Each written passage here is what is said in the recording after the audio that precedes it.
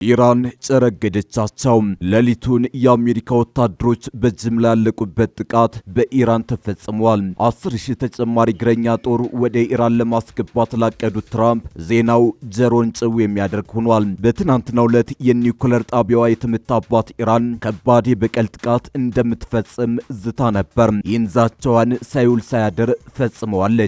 ኢራን ደም ምላሽን ሆና አድራለች። ወዲህ ደግሞ ዎል ስትሪት ጆርናል ከአሜሪካ የመከላከያ ቢሮ አገኘው ሲል ያወጣው ወታደራዊ መረጃ እጅግ አስደንጋጭ ሆኗል። ዛሬ አንደኛው ወሩን በደፈነውና ትራምፕ በለኮሱት ጦርነት አሜሪካ አየር ኃይል እየዛለና እየደከመ መሆኑን አጋልጧል። አሜሪካ የኢራንን ሚሳኤሎች መቋቋም ተስኗታል የሚለው ሰነዱ እስካሁን ከ1.4 ቢሊዮን እስከ 2.9 ቢሊዮን ዶላር የሚገመት የጦር መሳሪያ ኪሳራ ደርሶባታል ሲል እንደ ሐሞት የሚመራ አስደንጋጭ መርዶ አሰምቷል። ወዲህ ደግሞ የሁቲ አማጺዎች ወደ ጦርነቱ በይፋ ተቀላቅለዋል። የየመኑ አማጺ ቡድን ሌሊቱን ቴል አቪቭን በሚሳኤል ደብድቧል። በይፋ ወደ ጦርነቱ መግባቱንም ይፋ አድርጓል። ከቀይ ባህር አቅጣጫ በተተኮሰ ሚሳኤል መመታቷ ያበሳጫት እስራኤል ወደ ቀይ ባህር ቀጠና የአጸፋ ጥቃት ልትጀምር እንደምትችል ተፈርቷል። ይህ ከሆነ ደግሞ ኢትዮጵያ የምትገኝበት የቀይ ባህር ቀጠና የውጊያው ድማ ሊሆን የሚችልበት እድል ይፈጠራል።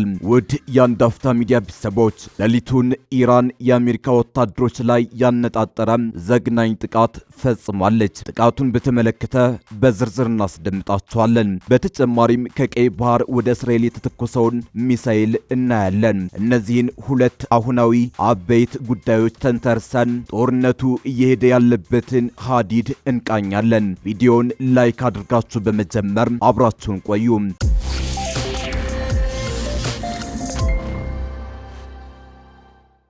ሌሊቱን የሆነው እጅግ አስደንጋጭ ነው። በአሜሪካ ቤተ መንግስት የሐዘን ድንኳን ተጥሏል። ትራምፕ በለኮሱት እሳት እየተለበለቡ ነው። በርካታ የአሜሪካ ወታደሮች እንደ ቅጠል የረገፉበት ጥቃት ሌሊቱን በኢራን ተፈጽሟል።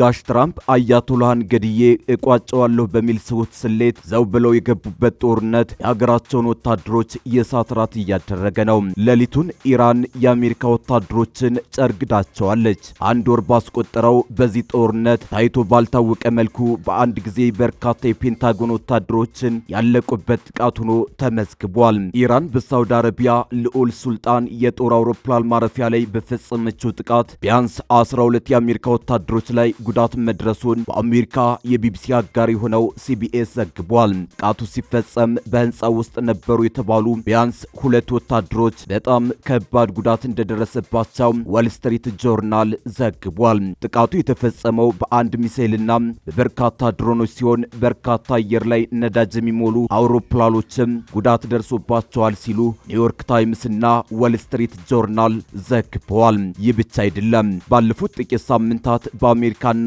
በኢራን መካከል የተቀሰቀሰው ጦርነት ለአሜሪካ መከላከያ ሚኒስቴር እጅግ አስደንጋጭ የገንዘብና የቁሳቁስ ኪሳራ እያስከተለ ነው።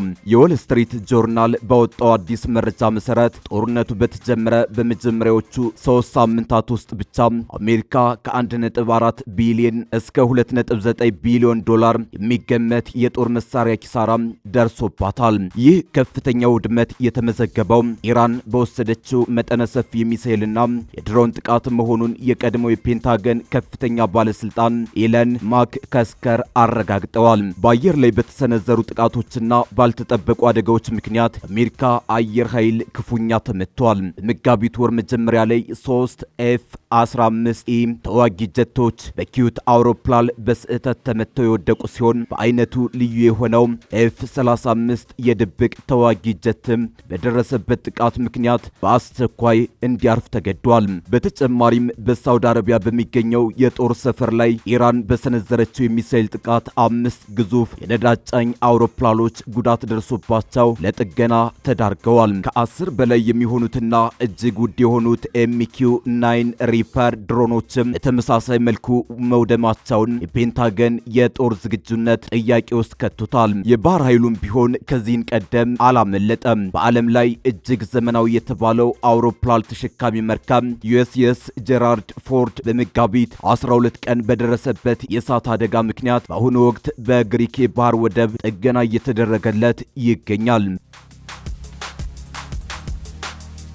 ይህ በእንዲህ እንዳለ ፔንታገን የወደሙበትን ቁሳቁሶች ለመተካት የ200 ቢሊዮን ዶላር ተጨማሪ በጀት ለመጠየቅ ዝግጅቱን ማጠናቀቁ ታውቋል። ውጥረቱ የተጀመረው በየካቲት ወር መጨረሻ አሜሪካና እስራኤል በጋራ በመሆን በኢራን ላይ ጥቃት መክፈታቸውን ተከትሎ ሲሆን ኢራንም በሳውዲ አረቢያ፣ ኳታርና ዮርዳኖስ በሚገኙ የአሜሪካ የጦር ሰፈሮች ላይ የአጸፋ እርምጃዋን አጠናክራ ቀጥላለች። እስካሁን በነበረው ግጭት 13 የአሜሪካ ወታደሮች መገደላቸውንና 290 የሚሆኑት መቁሰላቸው ተረጋግጧል። በኢራን በኩል ደግሞ 1340 በላይ ሰዎች መሞታቸው የተዘገበ ሲሆን ቀጠናው አሁንም በከፍተኛ ስጋት ውስጥ ይገኛል። ሌላው እዚህ ጋር የሚጠቀሰው በዚህ ጦርነት ይኸው የሁቲ አማጺዎች ወደ ጦርነቱ መግባታቸው ነው። የየመን አማጺዎች ወደ ቴል አቪቭ ሚሳኤሎችን አከታትለው አስወንጭፈዋል። የዜና ወኪሎቹ ሮይተርስ እና አጃንስ ፍራንስ ፕሬስ አንድ ወር የሞላውን የኢራን ጦርነት ከተጀመረ ወዲህ ከየመን ወደ እስራኤል ሲተኮስ ይህ የመጀመሪያው እንደሆነ ዘግበዋል።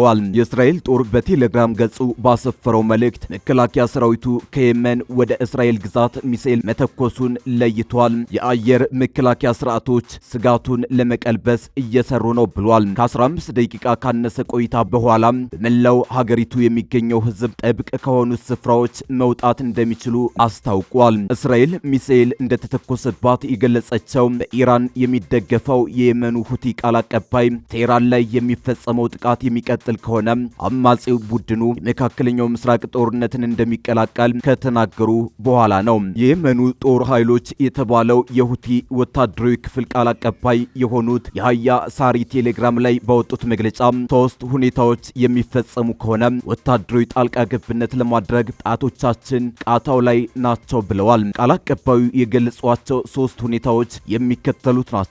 አሜሪካና እስራኤል ኢራን ላይ የከፈቱትን ጦርነት ሌላ ሀገር የሚቀላቀል ከሆነ፣ አሜሪካና እስራኤል ቀይ ባህርን በኢራን እስላማዊ ሪፐብሊክና ማንኛውም ሙስሊም ሀገር ለሚፈጸመው ጠበኛ ዘመቻ የሚጠቀሙ ከሆነ፣ ኢራን ላይ የሚካሄደው ግጭት የሚባባስ ከሆነ። መግለጫው አክሎም ይህ እርምጃ ጠላቶቹ አሜሪካና እስራኤል በኢራን እስላማዊ ሪፐብሊክ፣ በፍልስጤምና ጋዛ፣ በኢራቅ እንዲሁም ሊባኖስ ላይ ለሚፈጽሙት የቀጠለ ጥቃት የተሰጠ ምላሽ መሆኑን ገልጿል። ሁቲዎች ለምን ከጦርነቱ መራቅን መረጡ ወይስ ዘግይተው ይሳተፉ ይሆን የሚሉት ጥያቄዎች የተንታኞችና የመገናኛ ብዙሃን መነጋገሪያ ሆነው ነበር የከረሙት። የቡድኑን ዓላማና ስትራቴጂያዊ ስሌትን በተመለከተ የተለያዩ አይነት ትንታኔዎች ሲቀርቡ ቆይተዋል። ሳና ሴንተር ፎር ስትራቴጂክ ስተዲስ ላይ የታተመ አንድ ትንተና የታጣቂ ቡድኑን አቋም መርምሯል።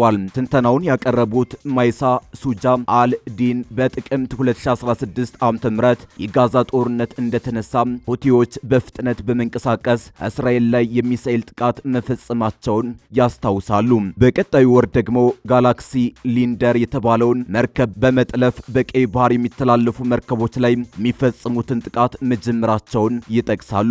ይህ ፈጣን እርምጃ በኢራንና አጋሮቿ በሆኑ ቡድኖች መካከል የጋዛ ጦርነት አጭርና ብዙ ወጪ የማያስወጣ ይሆናል የሚል እምነት እንደነበር የሚያመላክት መሆኑን ተንታኟ ያነሳሉ። በመላው የአረብ ዓለም ተቀባይነት ያለውን ይህንን ጉዳይ ደግፎ መቆም የሚያስገኘውን ፖለቲካዊ ትርፍ ስሌት ውስጥ አስገብተው እንደሆነም ይከራከራሉ። ተንታኟ አክለውም የጋዛ ጦርነት ሁቲዎች ሀገር ውስጥ ያላቸውን ተቀባይነት እንደጨመረ ያክላሉ። ይሁን እንጂ ይህንን እንቅስቃሴያቸውን ተከትሎ አሜሪካና እስራኤል ጥቃት የፈጸሙባቸው ሁቲዎች ላይ ከፍተኛ የሆነ ወታደራዊና ኢኮኖሚያዊ ጉዳት እንደደረሰባቸው ተንታኟ ይገልጻሉ። ይህ ጉዳይ በአሁኑ ጦርነትም ይበልጥ ጥንቃቄ የተሞላበት አቋም እንዲይዙ አድርጓቸው ሊሆን እንደሚችል ጠቁመዋል። አልዲን እንደሚገልጹት በየመኖች ዘንድ ኢራንን መደገፍ ከጋዛ ጎን ከመቆም ጋር ተመሳሳይ የሆነ ተቀባይነት የለውም። ዘኒውስ አረብ የተሰኘው የበየነ መረብ መገናኛ ብዙሃንም ተመሳሳይ ሁቲዎች ቁጥብነት ያሳዩት በሁለት ዓመቱ የጋዛ ጦርነት በሰዎችና መሰረተ ልማቶቻቸው ላይ በደረሰባቸው ከፍተኛ ጉዳት ምክንያት እንደሆነ አስነብቧል። በኢንተርናሽናል ክራይሲስ ግሩፕ የየመን ባለሙያ የሆኑት አህመድ ናጊ ሁቲዎች በርካታ አመራሮችን አጣው ሊሆን ይችላል፣ አሁን ራሳቸውን ለመጠበቅ እየሞከሩ ይመስለኛል ሲሉ ለኒው አረብ ተናግረዋል። በእንዲህ መልኩ በቀጠለው ጦርነት ትራምፕ መውጫ ቀዳዳ እየፈለጉ ነው። በአንደበታቸው እንደተናገሩትም ጦርነቱ ሰልችቷቸዋል። ነገር ግን እስራኤልን ለብቻዋ አጋፍጠው መውጣት አልቻሉም። ይህ ብቻ ሳይሆን የኢራን የኢነርጂ ተቋማት ላይ ጥቃት ለመፈጸም ያስቀመጡትን ቀነ ገደብ በተደጋጋሚ እያራዘሙ ሲሆን ይህም እስራኤልን ደስ አላሰኘም። ግራ የተጋቡት ትራምፕ የኢራንን የኢነርጂ ተቋማትን አልምታ በሚል ሐሳብ እየዋለሉ ነው። ትራምፕ በኢራን የኃይል ማመንጫ ጣቢያዎች ላይ የሚሰነዘረውን ማንኛውንም ጥቃት ለተጨማሪ 10 ቀናት ለማዘግየት የወሰኑት ውሳኔ ለ4 ሳምንታት ያህል በዘለቀው ግጭት ውስጥ ወሳኝ እርምጃ ተደርጎ ሊቆጠር ይችላል። የአሜሪካው ፕሬዝዳንት የጊዜ ገደቦችን በማክበር ያላቸው ቁርጠኝነት ተለዋዋጭ ነው። ይህንን ጥቃት ለሁለተኛ ጊዜ ያራዘሙ ቢሆንም እርምጃቸው የቴህራንን ትኩረት ለመስረቅ ወይንም ጊዜ ለመግዛት የተደረገ እንደሆነ ግልጽ አይደለም። ትራምፕ ኢራን የሆርሙዝ ወሽመጥን የማትከፍት ከሆነ የኢነርጂ መሰረተ ልማቷን ሙሉ በሙሉ እናወድማለን ሲሉ ከዛቱ በኋላ ቴህራን በባህረ ሰላጤው በሚገኙ የአሜሪካ አጋሮች ተቋማት ላይ ተመሳሳይ እርምጃ እንደምትወስድ አስጠንቅቃለች። ይህም ለቀጠናው ዘላቂ ሰላምና በዓለም አቀፍ ምጣኔ ሀብት ማንሰራራት ላይ ጥላውን ያጠላ ሆኗል። ትራምፕ ዓለም አቀፍ ገበያዎችን እንደገና ለማረጋጋት ሊፈልጉ ይችላሉ። የአሁኑን የጊዜ ገደብ የማራዘም ውሳኔ ይፋ ያደረጉት ግብይቱ ከተዘጋም ከጥቂት ደቂቃዎች በኋላ ይፋ ስለሆነ ተጽዕኖውን መናገር አይቻልም። ፕሬዝዳንቱ የፋይናንሱ ዓለም በዲፕሎማሲው መስክ ሊኖሩ ስለሚችሉ መፍትሄዎች ያላቸውን ተስፋ ከፍ ለማድረግ ፈልገው ይሆናል። በእርግጥም ዋይት ሀውስ ከገባበት የስትራቴጂክ ቅርቃር ለመውጣትና የፖለቲካ መፍትሄ ለማግኘት ሌላ 10 ቀናት ጊዜ ይሰጠዋል። ዲፕሎማሲያዊ ጥረቶች እየተካሄዱ ነው። በአሜሪካና በኢራን መካከል የመልእክት ልውጦች በተለይ በፓኪስታን በኩል እየተካሄዱ ነው። ሁለቱም ወገኖች በአብዛኛው የማይታረቁ የጥያቄዎች ዝርዝር እያቀረቡ ሊሆን ይችላል። ነገር ግን አሁንም በፓኪስታን ውይይት ሊደረግ እንደሚችል እየተነገረ ነው። ዲፕሎማቶች የሚጠበቀው ነገር ዝቅተኛ እንደሆነ ይናገራሉ። ብዙ የሚያሳስቱና የሚያወናብዱ ነገሮች አሉ ሲል አንድ ግለሰብ ተናግሯል። አንዳንድ ጉዳዮችን በበቂ ሊያስተናግድ የሚችል አስተማማኝ የግንኙነት መስመር ብቅ ይላል የሚል ጥርጣሬ አለ።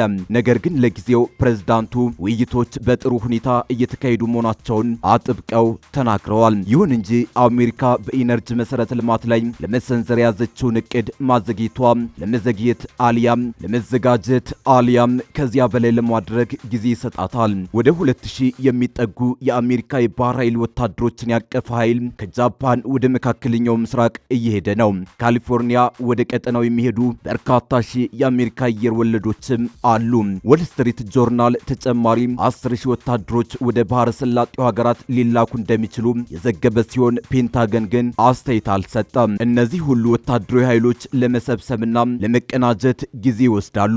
ትራምፕ የቀነ ገደቡን ማራዘማቸው ምናልባት ለዚህ ጊዜ እየገዙ ይሆናል። ግን ለምን ዓላማ? ፕሬዝዳንቱ ለራሳቸው ወታደራዊ አማራጮችን እየሰጡ ነው። በእርግጥ ኢራን ውስጥ ስትራቴጂካዊ ቦታዎችን ለመቆጣጠር እያሰቡ ነው ወይስ ለኢራን መሪዎች ስምምነት ላይ እንዲደርሱ ካለበለዚያ የከፋ መዘዝ እንዲገጥማቸው ለመጠቆም እየሞከሩ ነው? ስምምነት ላይ ካልደረሱ የከፋው ቅዠታቸው እኛ እንሆናለን ሲሉ ትራምፕ ሐሙስ ዕለት ተናግረዋል። ትራምፕ እነሱን መደብደብ እንቀጥላለን ብለዋል። ትራምፕ ምንም ያስቡ ምን የኢነርጂ መሰረተ ልማቶችን ለማጥቃት የወሰኑት ውሳኔ ማዘግየታቸው በአጭር ጊዜ ውስጥ ያለውን ሁኔታ ያጠናክራል። ይህ ማለት በወታደራዊ ኢላማዎች ላይ የሚሰነዘሩት ጥቃቶች ይቀጥላሉ፣ የኢራን የአጸፋ እርምጃዎች ይቀጥላሉ ማለት ነው። የሆርሙዝ የባህር ወሽመጥ ለአብዛኞቹ መርከቦች እንቅስቃሴ ዝግ ሆኖ ይቆይ የሚለውንም ያሳያል። የዶናልድ ትራምፕ የጊዜ ገደብም የባህር ወሽመጡን አለመከፈት መዘዝ እንደሚያስከትል ማሳየት ዋናው ነጥብ ነው። የጊዜ ገደቡ ማራዘሚያ ኢራን በባህረ ሰላጤው ላይ የጣለችውን ገደብ ለተጨማሪ 10 ቀናት እንድትቀጥል ውጤታማ በሆነ መንገድ ያስችላታል። የአገዛዙ ለውጥና ኢራንን ከወታደራዊ ኃይል ነጻ ስለማውጣት ተወርቶ የተጀመረው ጦርነት አብዛኛው የዓለም ኢኮኖሚ የሚመካበትን ጠባብ የውሃ መስመር የሚቆጣጠረው ማን ነው የሚለው ጥያቄ ላይ የቆመ ይመስላል።